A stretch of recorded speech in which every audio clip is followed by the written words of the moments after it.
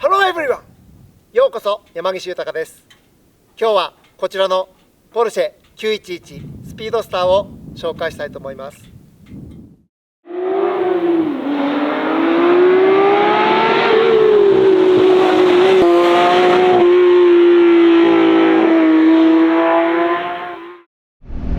日はポルシェ991型のスピードスターに乗っています。このスピードスターはポルシェ創立70周年記念モデルとして1948年にポルシェ356ロードスターがデビューしたことにちなんで1948台が限定生産されたスペシャルモデルです。このスピードスターのサイズは全長が 4562mm、全幅が 1852mm、全高が 1250mm、そしてホイールベースは 2457mm と、全高以外は 991.2 型の GT3 と同じサイズです。このスピードスターに搭載されているエンジンは4リッターの自然吸気フラット6で GT3 よりもパワーアップされた510馬力を8400回転で発揮します。最大トルクは470ニュートンを6250回転で発揮しています。このエンジンに組み合わされるトランスミッションは6速マニュアルギアボックスのみで、官能的なエンジンサウンドとハイレスポンスを誇るハイチューンユニットをマニュアルシフトで操れるという最高に粋なモデルです。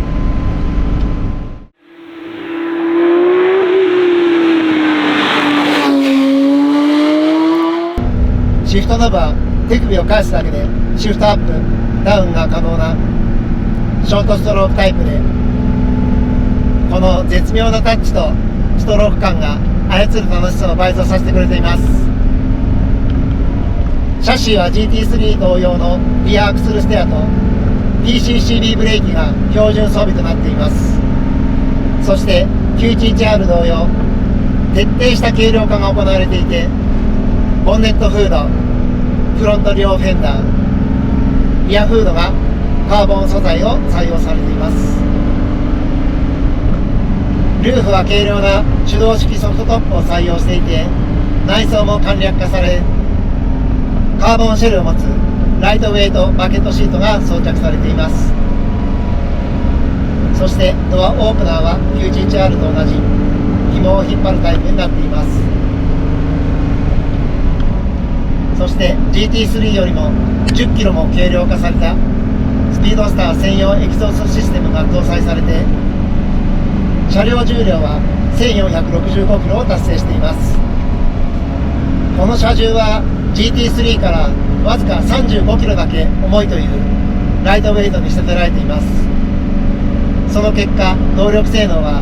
0-100キロ加速が4秒以下、最高速は310キロオーバーを達成しているそうです。目の前に並んでいるメーターの文字盤色も1948年の356をモチーフにした配色がされていて、クラシカルな演出がされています。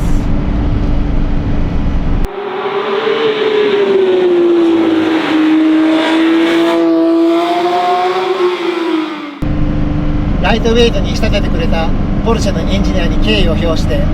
今日は搭載燃料を必要最小限にしています。レースの世界では当たり前なんですけど、必要最小限の燃料しか積まないのは、燃料のウェイトが車のパフォーマンスに大きく影響するからなんです。ポルシェ911の場合、リアに比べてフロントが軽い傾向にあるので、燃料搭載量を多くした方がアンダーステアが出にくくなって、フロントのステアリングのピックアップも良くなりますけど、その分車重が増すことによってブレーキングからコーナーリング、そしてコーナーからの脱出加速、これら全てに影響が出るために、トータルで考えてドライバーが多少乗りづらくても燃料を軽くして走ることがレースの世界ではセオリーになっています。要はドライバーが仕事しろってことですよね。まずね、走り出した時にすぐ感じることなんですけれど、ボディがね、オープンカーらしくないというか、ものすごくシャシー剛性が高いのがすぐに分かりました。これはね、やっぱりこの同じワインディングで GT3 とか 911R を走らせたことがありますので、その経験から全然タッチが変わらないんですよね。全くね、オープンになっていることによるボディの緩みとか剛性が落ちているとか、そんな感じはまず体感する限りは全然できないですね。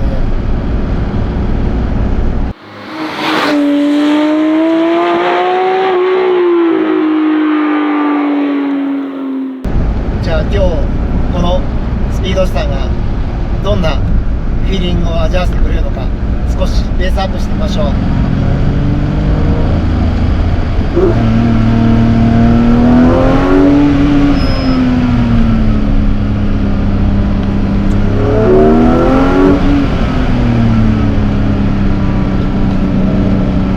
ずね、ブレーキのタッチが素晴らしいですね。初期制動からカチッとね効いてくれる感じですごく安心感がありますね。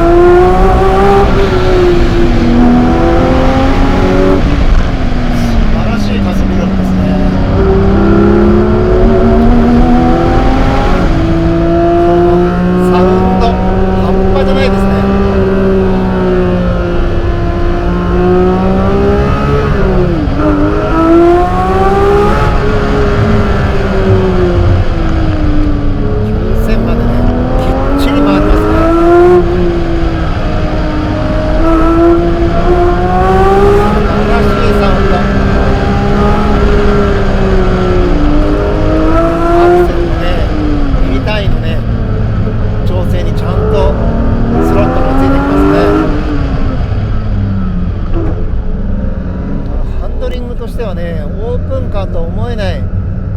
シャーシ合成の高さに驚きますね。ほんとね、ミリ単位のステアリングの応答にね反応してくれるんですよ。あとね、やっぱり少し回り込んだコーナーはリアアクセルステアがすごく仕事しているのがはっきりと分かりますね。トラクションもね、もちろん RR なんですごくいいに決まってるんですけれど、今のところトラクションコントロールはもちろんオフにはしていないんですけど、全然まだ介入するような兆候は見えないですね。もちろんワインディングなんで限界ギリギリでもね攻めるような走りはできないんで、当然といえば当然かもしれないですけど、本当足がねめちゃくちゃしなやかに動いてくれるんですよね。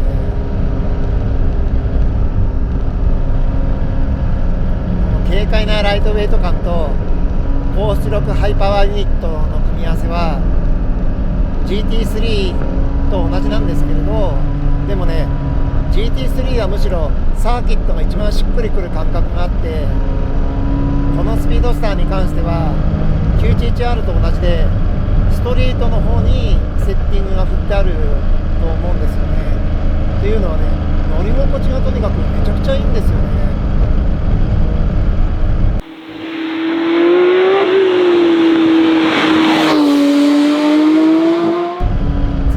ダンピングを高くして登っていってみたいと思います。こ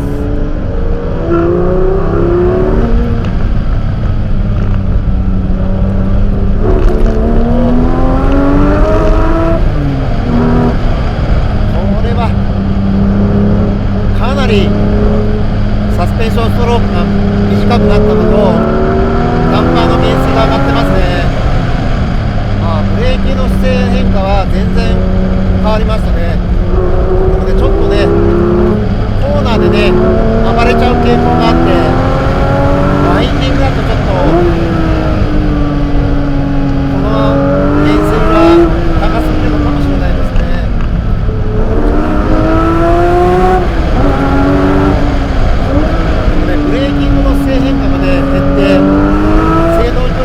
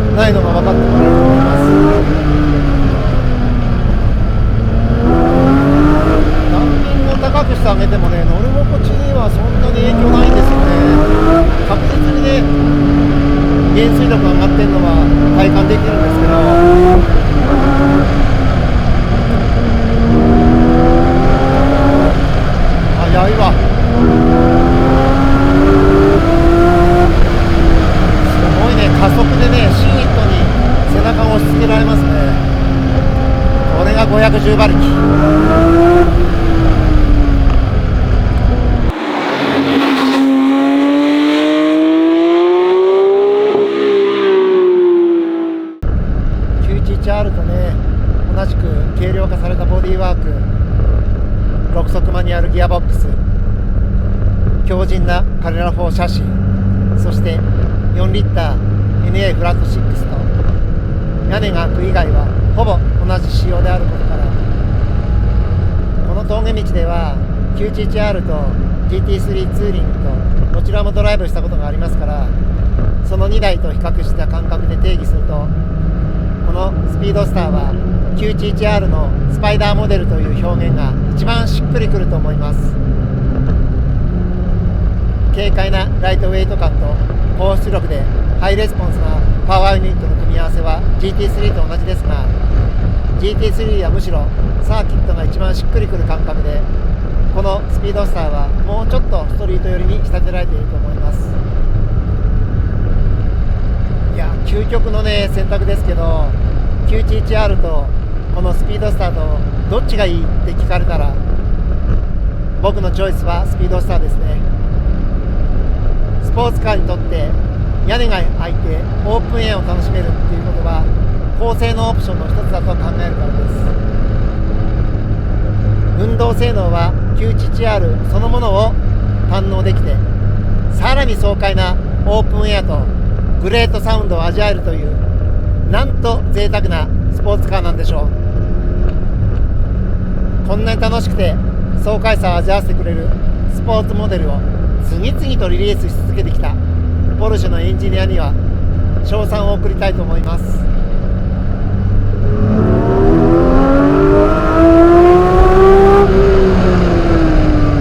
音やばいよね。こ